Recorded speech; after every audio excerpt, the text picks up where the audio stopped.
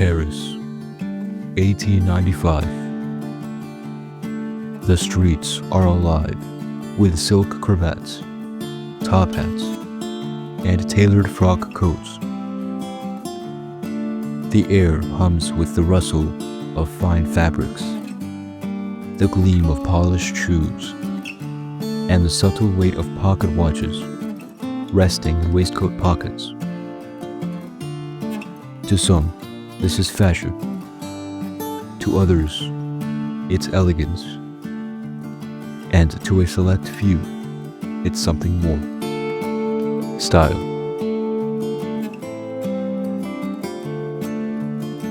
In today's world, the line between fashion, elegance, and style is blurred. But these ideas have shaped how history remembers its most iconic figures. They are not interchangeable, nor are they purely personal. They define entire generations.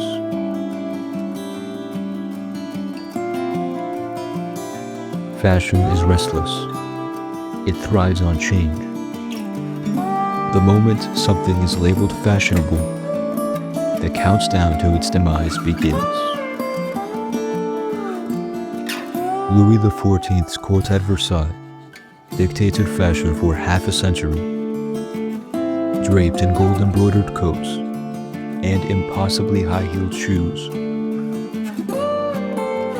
By the time the French Revolution arrived, those symbols of aristocracy were discarded. Fashionable one day, fatal the next. In the 1960s, London's Carnaby Street turned the establishment on its head. The sharp tailoring of Savile Row met the rebellion of rock and roll, giving rise to mod fashion. Slim suits, Chelsea boots, and the unmistakable confidence of the Beatles and the Rolling Stones.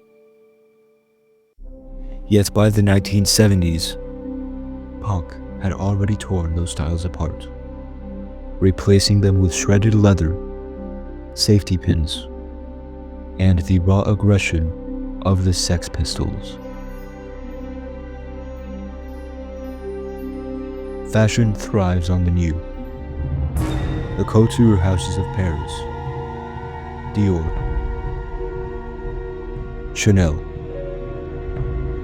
Balenciaga reinvent their collections season after season.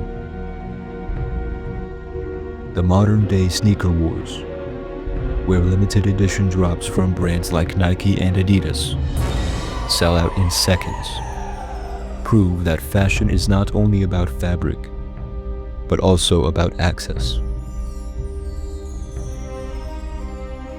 To wear what is fashionable is to partake in a fleeting moment.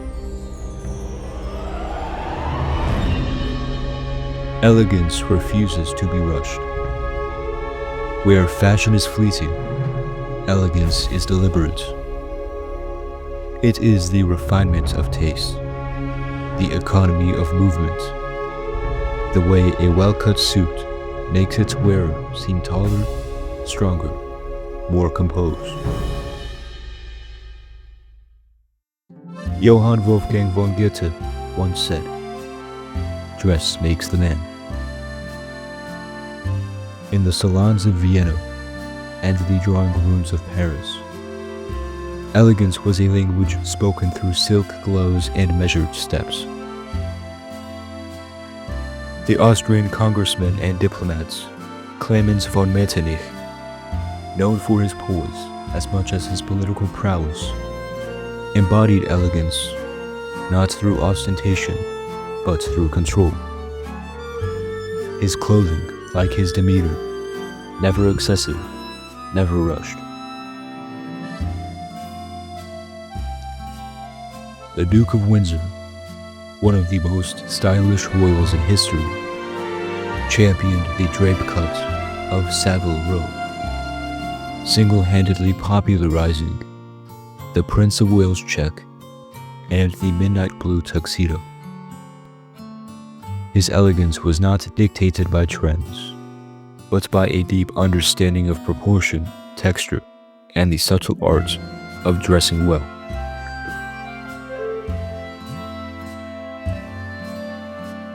Today, true elegance is rare. It is not found on runways, nor dictated by designers. It lives in the quiet details. A hand-rolled pocket square, the confidence of a well-shined shoe, the effortless way an Italian tailor balances form and function.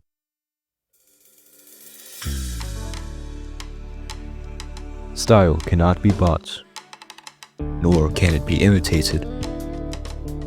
It is personal, idiosyncratic, a reflection of the wearer rather than the times.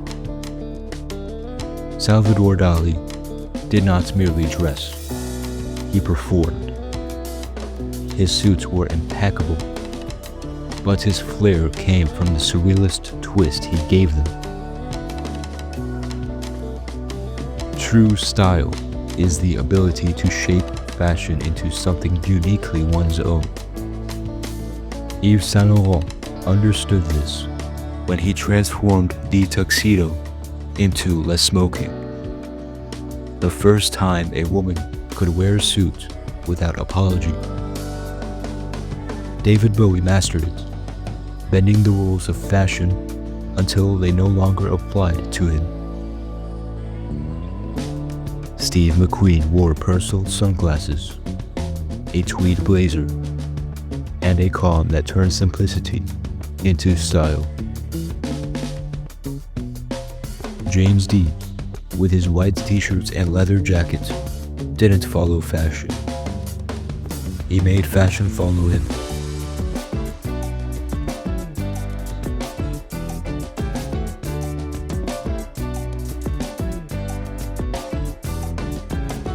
The best dressed men and women today are not those chasing trends, nor those who mimic the past.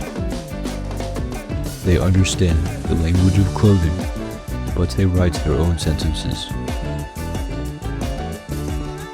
Fashion is the tide, forever shifting.